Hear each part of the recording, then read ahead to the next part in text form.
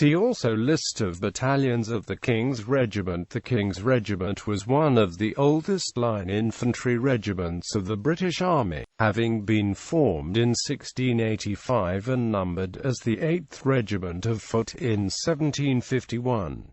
Unlike most British Army infantry regiments, which were associated with a county, the King's represented the city of Liverpool, one of only 4 regiments affiliated to a city in the British Army. After 273 years of continuous existence, the regiment was amalgamated with the Manchester Regiment in 1958 to form the King's Regiment, which was later amalgamated with the King's Own Royal Border Regiment and the Queen's Lancashire Regiment to form the present Duke of Lancaster's Regiment. The Kings notably saw active service in the Second Boer War, the 2 World Wars, and the Korean War. In the First World War, the regiment contributed dozens of battalions to the Western Front, Salonika, and the Northwest frontier. More than 13,000 men were killed. In the Second World War, the 5th and 8th Battalions landed during Operation Overlord. The 1st and 13th fought as Chindits in the Burma Campaign, and the 2nd Battalion served in Italy and Greece.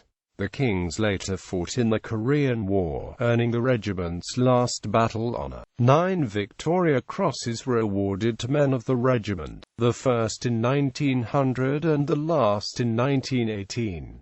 An additional 2 were awarded to Royal Army Medical Corps officer Noel Godfrey Chavis, who was attached to the 10th Battalion during the Great War. In peacetime, the regiment's battalions were based in the United Kingdom and colonies in the British Empire. Duties vary. Riots were suppressed in Belfast, England, and the Middle East. Bases were garrisoned in places such as the Northwest Frontier Province and West Germany, and reviews and parades conducted. Throughout the regiment's history, Colonial Wars, the Cardwell-Childers reforms from the 1860s to the 1880s substantially reorganized the British Army, principally by amalgamating single battalion regiments to form regiments of multiple battalions. The Kings, which already had 2 regular battalions, did not amalgamate, but did adopt a new title on the numbering system's Abolition. Thus, on the 1st of July 1881, the 2 battalions of the 8th Regiment of Foot became the 1st and 2nd Battalions, the King's Regiment. The 8th Foot had been associated with Liverpool since 1873, when it became allocated to the town's 13th Brigade Depot. Regular regiments gained auxiliary battalions through the integration of the militia and volunteers, of which 9 from Lancashire and the Isle of Man transferred to the King's and ultimately became part of the Special Reserve and Territorial Force. Under the new system, it was envisaged that 1 regular battalion would be based in the United Kingdom and 1 overseas. The 1st Battalion had been in northwest England since the late 1870s and had been bombed while based at Salford Barracks in 1881. The attack had been the first in a dynamite campaign instigated by the Irish Republican Jeremiah O'Donovan Rosso. The barracks sustained only minor structural damage from the explosion, which killed a child and badly wounded its mother. Soon afterwards, rioting during mineworker strikes in Chowbent, Wigan, and Warrington required the battalion's intervention to prevent further disorder. In 1882, the battalion moved to Ireland, based in the Curragh. During the otherwise uneventful posting, the 1st responded to riots in Belfast. The sectarian disorder coincided with the introduction of the 1886 Home Rule Bill in the British Parliament. The battalion returned to England 3 years later. The 2nd Kings had been on the Indian subcontinent since 1877 and had fought in the the Second Afghan War. The Third Burmese War punctuated the battalion's overseas service in the 1880s. Intent on deposing Upper Burma's King Tibar and imposing imperial rule, Britain issued an ultimatum consisting of demands that were rejected as anticipated. The invasion began in November 1885 in the form of the Burma Field Force, which progressed up the Irrawaddy River via transports, enabling the rapid capture of frontier forts and the capital Mandalay. After the capital's siege, the battalion provided an escort that oversaw the exile of Tibar. A guerrilla campaign against the British followed the completion of Upper Burma's annexation on 1 January 1886, lasting for at least 5 years. For more than a year, the Kings operated in small groups pursuing guerrillas in the Burmese jungle. Casualties numbered 12 officers and 256 men by the time the battalion had returned to India. In early 1900, the 2nd Battalion Liverpool Regiment was stationed at Gibraltar. Overseas service for the 1st Kings included a 2-year residence in Nova Scotia, beginning in 1893. In January 1895, the battalion provided a 100-man Guard of Honour when the body of Canadian Prime Minister John Thomson was returned from Britain. The battalion subsequently became stationed in the West Indies, then Cape Colony in 1897.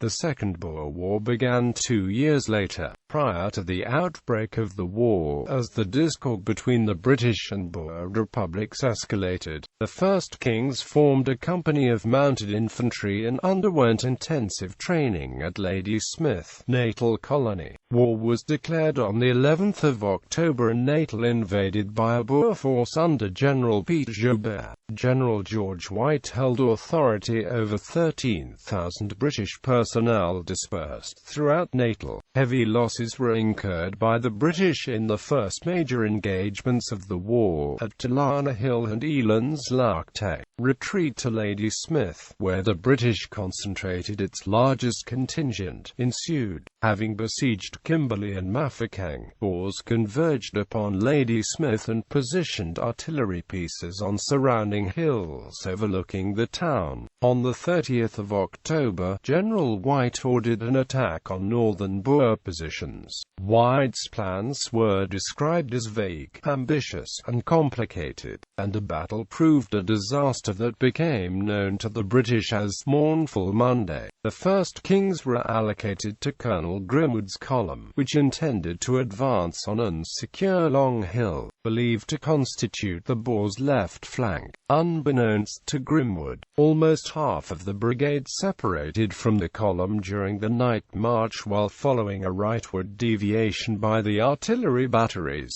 including the oblivious 1st Kings and Royal Dublin Fusiliers. In the morning light, the brigade discovered that its right flank was exposed by the distance of John French's cavalry and that Long Hill was unoccupied. Grimwood and French's men became pinned down by heavy rifle and artillery fire. Amidst rumors of an attack against the town being imminent and failure evident, White ordered the column to retreat at noon. The artillery provided cover during the chaos that followed and prevented greater loss of life. At Nicholson's Neck to the northwest of Long Hill, the Boers took more than 1,000 prisoners. The Boers enclosed Ladysmith on the 2nd of November, beginning a 118-day siege. The Kings, commanded by Lieutenant Colonel Llewellyn Miller, became assigned to the northeastern defensive sector under Colonel Knox, a disciplinarian who instituted a program of fortification development in his area. Construction of the defenses occurred mostly at night, although rain, oppressive heat, and cold limited the opportunity to rest. On the 6th of January, the King's mounted infantry helped repulse a Boer attempt to penetrate the southern perimeter. By late January, the scarcity of supplies had become particularly acute. Disease pervaded while the town resorted to consuming the garrison's horses and mules.